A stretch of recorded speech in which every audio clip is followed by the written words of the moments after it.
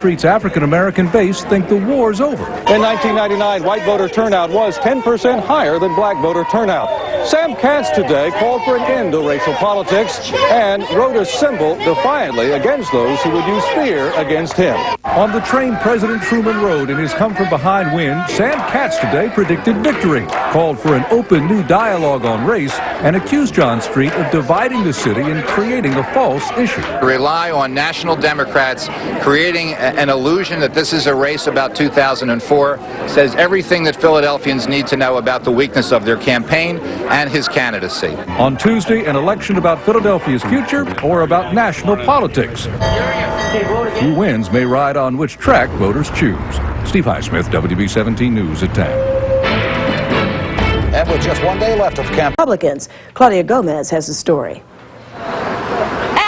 Here, park your car, pull it in. A local race for mayor took on even more of a national bent on the last weekend of this election season. But trust me, it is the first election of 2004, and it has national implications. Former Vice President Al Gore returned to the campaign trail, this time on behalf of Philadelphia Mayor John Street.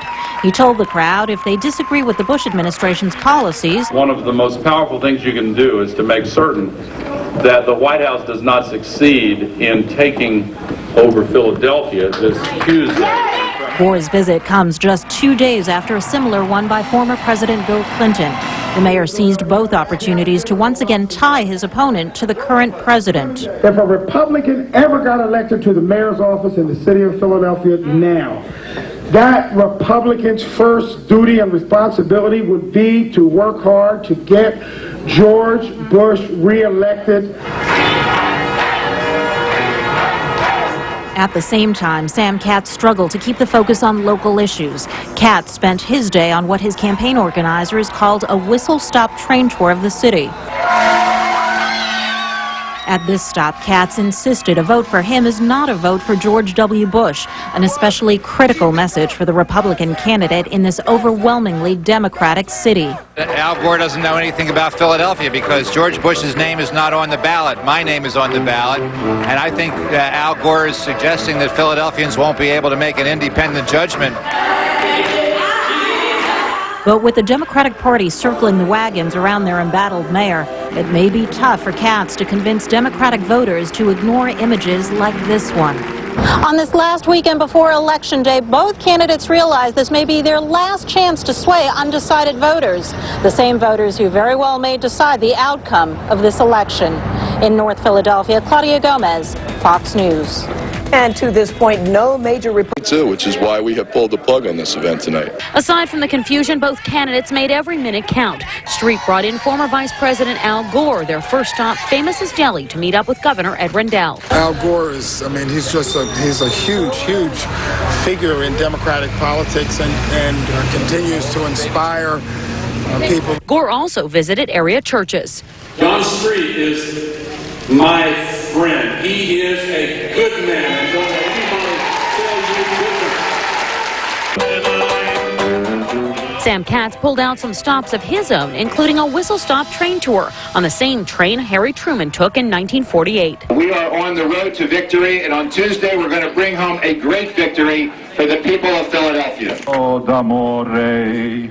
His day ended with Italian opera music, Katz style, at Connie's restaurant along the Parkway.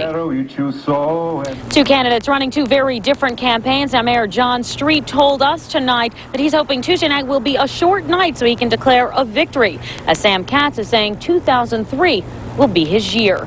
Live from City Hall tonight, Tamsin Fidel, CBS 3 Eyewitness News. All right, Tamsin, thank you. Party of the people. We're the party of the working people. Katz used Harry Truman's old cross-country train for his whistle-stop tour across the city today.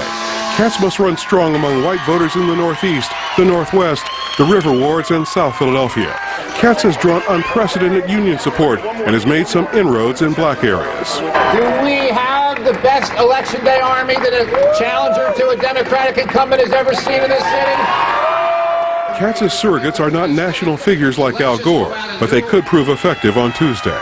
My union is supporting Sam because Sam cares about union workers in this city. Al Gore recognizes that John Street is such a weak candidate who is leading this city into a downward spiral of losing jobs, decaying housing. Street's focus is on turnout as well, especially in the heavily African-American divisions in North, West, and Southwest Philadelphia.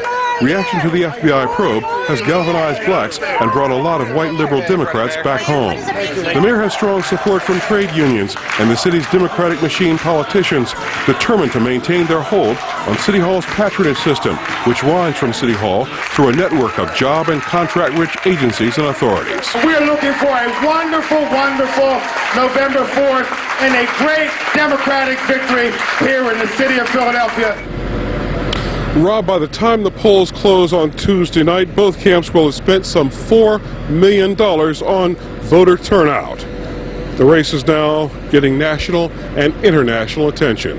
Live on the Ben Franklin Parkway, Vernon Odom, Channel 6 Action News. Rob? Thanks very much as always, Vern. Be sure to... All right, David. Finally tonight, a 55-year-old trolley car has made its final stop. A newly restored 1948 trolley car was lifted off a flatbed today and lowered onto a concrete foundation on Germantown Avenue in Mount Airy, where it will become the Trolley Car Ice Cream Shop. The trolley made its last run to Willow Grove Park in June of 1958. It sat abandoned for decades in a SEPTA depot before being renovated and repainted in its original green and cream color scheme. It is new home to... It'll be located next to the Trolley Car Diner, that's what we're trying to say. The diner also had a moving experience.